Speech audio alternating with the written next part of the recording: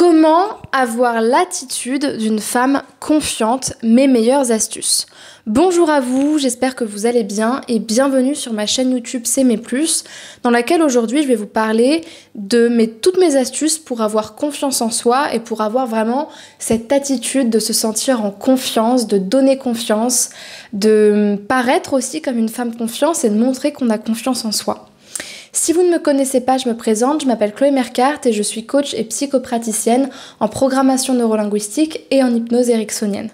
Plus concrètement, je suis spécialisée dans l'accompagnement de la dépendance affective et dans le renforcement de l'estime de soi. Donc quotidiennement, depuis 2019, depuis que j'ai créé S'aimer plus, j'accompagne des hommes et des femmes qui cherchent à trouver l'amour ou qui cherchent à se sentir plus en confiance dans leur relation. Et ça passe par un travail sur l'estime de soi, dont la confiance en soi en fait partie. Si vous n'êtes pas encore abonné à la chaîne YouTube, je vous invite à le faire maintenant en cliquant sur le bouton rouge s'abonner qui se trouve en bas à droite de cette vidéo et en activant la cloche des notifications pour bien recevoir toutes mes vidéos à 8h chaque matin. Sachez également que j'ai créé une formation offerte pour vous qui s'intitule « Incarner la femme sensationnelle, lumineuse et unique qui l'épousera » et qui est à destination de toutes les femmes qui veulent justement renforcer leur estime d'elles-mêmes pour pouvoir montrer aussi aux hommes qu'elles sont des femmes de valeur, qu'elles sont des femmes d'exception, comme on peut le dire, des femmes brillantes, des femmes inspirantes et donc des femmes avec qui on veut s'engager et pas constamment s'attirer des mecs toxiques ou des hommes que j'appelle des touristes qui ne veulent jamais s'engager et avec qui c'est jamais le bon moment. Donc si vous voulez vous procurer cette formation, rien de plus simple, vous allez cliquer dans la description de la vidéo sur le lien qui correspond à la formation, remplir le formulaire et vous la recevrez directement par mail. Maintenant, on va pouvoir aborder le sujet de la confiance en soi et donc je vous invite à regarder jusqu'à la fin de la vidéo. La confiance en soi, c'est une capacité dans un domaine spécifique. La confiance en soi, c'est une ressource qui fait partie de l'estime de soi, qui est plus généralement l'estimation ou l'évaluation qu'on a de nous-mêmes en termes de valeur, en termes de compétences, en termes d'aisance ou encore d'assurance. Et donc dans l'estime de soi, on retrouve la confiance en soi qui est, on va dire, le niveau le plus fonctionnel, puisque c'est un niveau qui a trait davantage à nos compétences, à notre capacité, à notre assurance et à notre aise dans un domaine que l'on maîtrise ou non.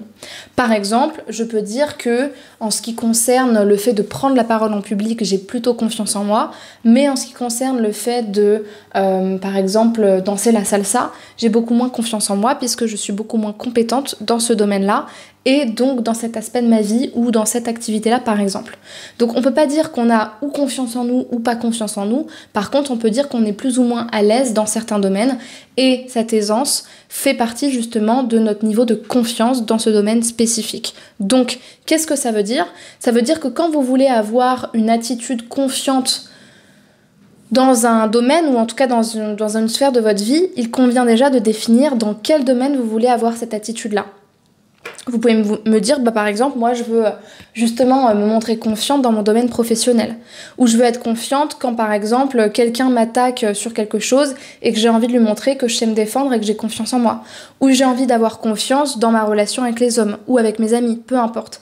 Mais déjà définissez dans quel domaine précis vous voulez renforcer votre confiance en vous et surtout dans quelles compétences, c'est-à-dire par rapport à quoi.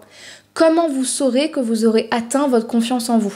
Question basique de coaching pour vous faire comprendre que un problème est un objectif mal défini. Si vous ne savez pas ce qu'est la confiance en vous, vous pouvez juste le fantasmer, le projeter, mais jamais l'atteindre puisque vous ne savez pas comment aller dans votre situation idéale. Donc dans quel domaine, de quelle manière, avec quelles compétences. Un peu plus techniquement, je vous dirais quels sont les critères d'atteinte de cette confiance en vous, en termes de comportement vraiment. Maintenant, en ce qui concerne l'attitude, ce qu'on appelle l'attitude, c'est plutôt l'énergie, ce que j'appelle aussi le show-off, c'est-à-dire le fait de montrer, le fait de laisser paraître. Donc, j'ai envie de vous dire, quand c'est que de l'attitude montrée, ça peut sembler faux et superficiel et ça démontre de la peur plutôt que de la confiance. Donc, faites très attention à ça. Faites attention de manière générale aux mots que vous employez en ce qui concerne ce que vous voulez avoir parce que vos mots ont un pouvoir de manifestation aussi bien sur votre vie extérieure que dans votre inconscient. Et donc, on en revient à la même question. Ça veut dire quoi avoir l'attitude d'une femme confiante? Est-ce que vous voulez faire partie de ces femmes un peu superficielles et fausses qui font les femmes confiantes alors qu'en fait elles ont juste zéro confiance en elles? Ou est-ce que vous voulez juste être cette femme qui se prend pas pour quelqu'un qu'elle n'est pas et qui juste ne se laisse pas marcher sur les pieds sur des choses qui sont importantes pour elle? C'est quoi pour vous avoir l'attitude d'une femme confiante? Parce que moi personnellement, vous accompagner à juste avoir un masque de femme confiante hyper cliché, hyper superficielle, hyper kitsch, qui en fait n'a aucune profondeur, personnellement ça ne m'intéresse pas et je pense pas que ce soit ce que vous vouliez atteindre. Donc pour moi, j'ai envie de vous rajouter quelque chose, c'est ma carte. Et peut-être qu'elle vous parlera, vous n'êtes vraiment pas obligé de le prendre, mais à mon sens, dans la confiance en soi, il y a un mélange d'aise, de compétences, d'excellence aussi, mais aussi de plaisir, de lâcher prise et de vulnérabilité. Pour moi, une femme confiante, c'est une femme qui est à l'aise dans ce qu'elle fait et qui est à l'aise dans le fait de lâcher prise, même par rapport à ce qu'elle ne maîtrise pas. Pour moi, l'excellence de la confiance en soi, c'est être capable d'accepter de ne pas être à l'aise. Pour moi, c'est ça, avoir confiance en soi. C'est être capable d'accepter de lâcher prise, d'accepter l'expérience, d'accepter d'être vulnérable et d'accepter la vie comme une expérience d'apprentissage. Pour moi, c'est ça, avoir confiance en soi. Parce que se dire que avoir confiance en soi, c'est tout maîtriser, pour moi, c'est juste pas du contrôle, mais c'est juste du confort en fait. Donc est-ce qu'on peut dire qu'on a confiance en soi quand finalement on est juste excellent dans un domaine et que quand on n'a pas finalement de compétences dans un autre, on n'y va pas et on n'ose pas apprendre? C'est ma carte, pour moi c'est intéressant. Après vous n'êtes pas obligé de le prendre non plus, mais c'est des idées par exemple. Donc justement, si c'est une définition qui vous intéresse, vous pouvez justement vous amuser à lister comment vous pourriez faire pour assumer et accepter de faire des erreurs, assumer d'avoir justement fait des erreurs dans un domaine ou par rapport à quelque chose et d'avoir appris quelque chose, comment vous pourriez valoriser vos apprentissages. Donc voilà, c'est déjà une posture de confiance vis-à-vis de soi et de compassion authentique pour ce que l'on est et de différenciation entre ce que l'on est et ce que l'on fait. Ça peut paraître paradoxal, mais à mon sens, pour développer sa confiance en soi, il faut vraiment faire la différence entre ce qu'on est et ce qu'on fait. C'est pour ça que la PNL est excellente pour se développer, c'est pour ça que j'en parle dans toutes mes vidéos, mais par exemple, il y a un présupposé qui dit ton attitude n'est pas ce que tu es, tu n'es pas ce que tu fais. Si vous avez par exemple tendance à être perfectionniste et à considérer que vous êtes ce que vous faisiez, donc vous êtes ce que vous faites plutôt, et donc que si vous ne réussissez pas, vous êtes une personne qui ne réussit pas ou qui est ratée ou qui échoue par exemple, bah ça va limiter votre confiance en vous puisque vous allez justement avoir une plus grande difficulté à mon sens d'apprentissage par rapport à des personnes qui feraient la différence entre ce qu'elles sont et ce qu'elles font. Et donc comme les deux sont différents, elles vont pas transférer les deux dans un côté ou dans l'autre, ce qui leur permettra d'avoir plus d'estime d'elles-mêmes pour continuer à apprendre et donc à s'améliorer. Donc voilà, c'est une posture authentique vis-à-vis de soi-même avant d'être une confiance vis-à-vis des autres. Donc concrètement, ce que vous pouvez faire, ça s'appelle la technique du modèle potentiel qu'on peut faire en séance de coaching, c'est de prendre un modèle de confiance en soi et de décrypter tout ce qui fait que cette femme a confiance en elle ou, selon vous, est une femme confiante avec une attitude qui vous fait rêver. Qu'est-ce qui fait que, par exemple, on dit tout le temps que Beyoncé, c'est l'icône de la confiance en soi?